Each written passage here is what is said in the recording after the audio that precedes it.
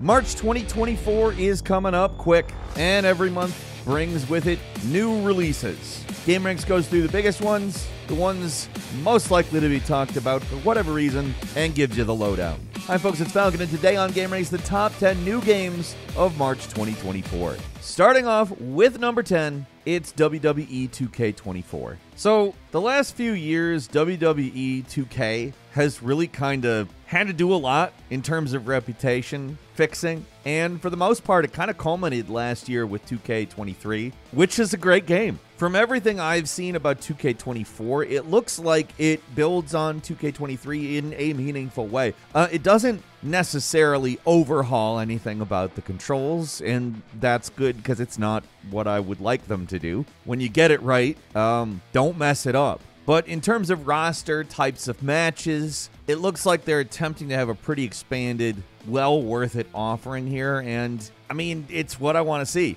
A highly realistic looking game that combines a lot of the fun, sort of spectacle-oriented stuff with a little bit of simulation, not a lot. Honestly, they got it right last year. I'm excited to see what they bring to the table this year. WWE 2K24 is coming to the PlayStations, the Xboxes, and PC March 8th. And number 9 is Horizon Forbidden West Complete Edition, which is a re-release that gives you both Horizon Forbidden West and Horizon Forbidden West Burning Shores in one package. There's some outfits, the ability to pose and face paint in photo mode. I mean, for people who are really into it, this is a good package. It's $59.99. It's not like an astounding amount of money for it, which is nice, especially if you didn't play it the first time around. It's a really good game, and it's coming to PC March 21st. And number 8 is Alone in the Dark, a remake that looks very much like it is taking the Resident Evil approach, which is appropriate because it inspired Resident Evil. Resident Evil is basically an Alone in the Dark clone in a lot of ways. I mean, not entirely. Of course, it's very different in a lot of other ways. But them taking this approach is, in my opinion, the absolute correct approach. This is a full remake of the original 1992 Alone in the Dark, and I think it's going to give us a pretty good idea of what a full Resident Evil recent remakes version of the original Resident Evil would look like. Apparently, the original creator of Alone in the Dark, Frederick Reynal, said that he thinks that the remake preserves the core feeling of the original game, which is pretty exciting to hear because the original game's just really unique. Even though it did absolutely inspire, like, basically the survival horror genre. Not single-handedly, of course, but, I mean, you'll find a lot of that genre in the original game. I'm excited. I'm very excited. If this works out good, then there's another series that should have been going this whole time, but keeps getting shot in the foot by people who suck at making games, making sequels to it, and keep preventing it from getting back up off the ground. This could be Alone in the Dark being back. I'm kind of hoping. It's coming to PC, PS5, and Xbox Series on March 20th. And number 7 is Princess Peach Showtime, a game that isn't immediately obvious what it is. Like, it looks kind of like a platformer. It doesn't look like it plays a whole lot like a platformer. Like, the platformer looks extremely light. It kind of looks like an action game, which I think it probably is mostly that. But it's not like Bayonetta or Devil May Cry level insane stuff. It also adds in this sort of costume/transformation thing, which makes it into something a little bit more than just a straightforward, like, beat 'em up, because the costumes add these abilities and they change the levels pretty significantly. It looks like a pretty, honestly, far-reaching and innovative idea that kind of brings some of the coolness of the action genre into a more maybe family-friendly/kid-friendly game. I mean, I don't know completely exactly what to expect from this game. I'm excited to play it, and I think it's going to be a lot of fun. It looks well-designed, that's for sure. Just a pretty different-looking game, and if it pays off, I mean, that's another, hey, Nintendo came up with another thing to do with its characters that worked thing. And I hope that's what it is. Princess Peach Showtime is landing March 22nd to the Nintendo Switch. And number 6 is the Outlast Trials, A game I wasn't really expecting to be particularly interesting because this was announced a long time ago. I mean, 2019 doesn't sound like a long time ago, but that's 5 years ago. This is a game that we've talked about quite a few times, honestly. And it's not like a full-blown sequel to Outlast. In fact, it kind of puts the whole thing into a sort of a multiplayer situation, which I think isn't a bad idea. It's 4-player cooperative multiplayer. If you do want to play it solo, I mean, you can still do that. It's still a game that is possible to play single player. But I have a feeling, as with most games designed this way, it's probably better multiplayer. I don't know. You got night vision goggles. You got some various items to have in your inventory, from lockpicks to various drugs, and you can't fight enemies. That's Outlast, more or less. It's a stealth game. These are sometimes pretty weird stealth games, but at the same time, they're also usually pretty good. I'm interested to see if it works as a multiplayer co-op. That's kind of my wait and see with this one, and if it does, I mean, great. The Outlast Trials is landing on May 18th on the PlayStation's, Xboxes, and PC.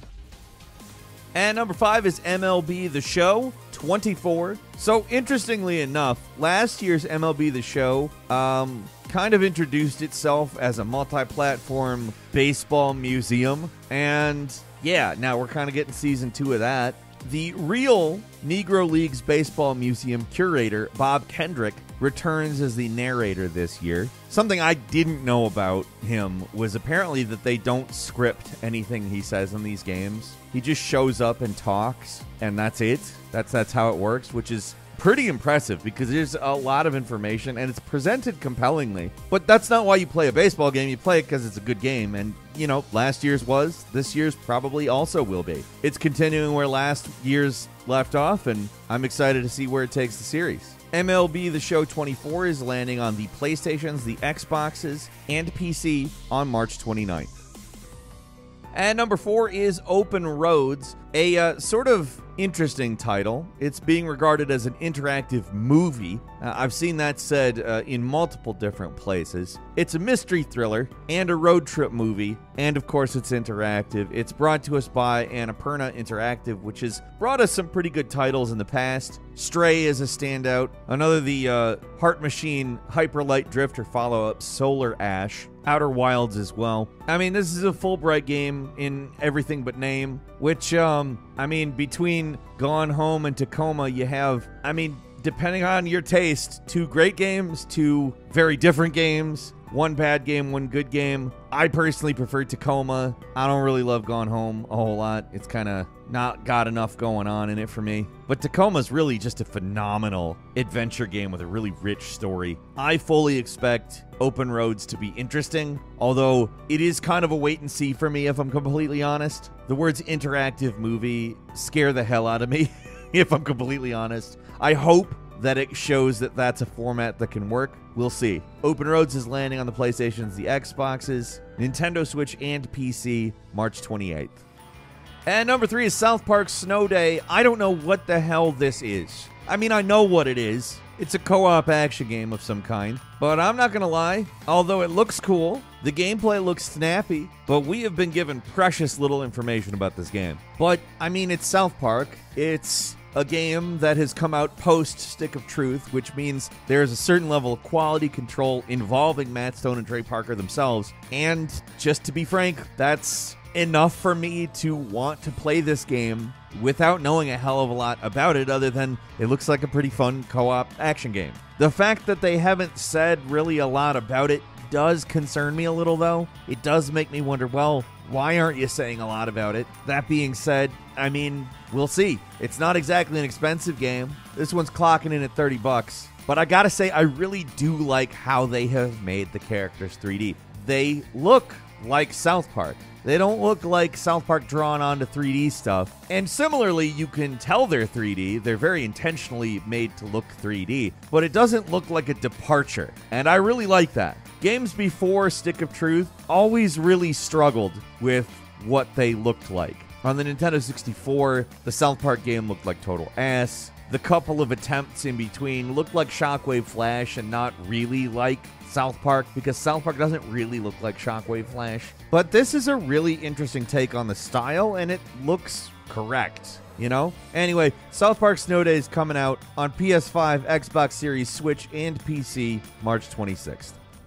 And number 2 is Rise of the Ronin, Team Ninja's foray into something that looks kind of like Ghost of Tsushima a little bit, but also takes it a lot further. I like these games that are showing off this sort of end of the Wild West era, but Japan equivalent, late 19th century Edo Japan, the final years of the Edo period. I mean, this game looks very heavily situated in history. There's a lot of Boshin War stuff, which has to do with rejecting Western influence or letting it in. And you can see that in the architecture, which is all really cool. It's just a unique looking game. It's stuff you don't see in video games that much. It's one that I've been fairly excited about, honestly. Probably the one of these games that I've been looking forward to the most. It's coming exclusively to PlayStation 5 on March 22nd. And finally, at number 1, it's Dragon's Dogma 2, the long-awaited sequel to Dragon's Dogma, the cult classic, which over time just gained more and more of a fervent, dedicated fan base, because there's just nothing else really like it. It's kind of like Monster Hunter, but kind of not. You got all these weird non-playable characters called pawns that have to do with your party. They're AI controlled, etc. This game looks like a much bigger, much better, hopefully much less buggy version of that idea. It's set in a big old open world, 4 times bigger than the original game, and includes a lot of ideas that they wanted to do in the first, but that they couldn't because of technological limitations. That, to me, that's more than enough to get me excited. Like, my foot was already in the door. I didn't need it there. You don't need to convince me to play Dragon's Dogma 2, but I'm excited. It's a Resident Evil engine title, so you know it's going to look good, too. Like, everything we've seen of it looks really, really nice. And it's coming to the PlayStation, Xbox Series, and PC March 22nd.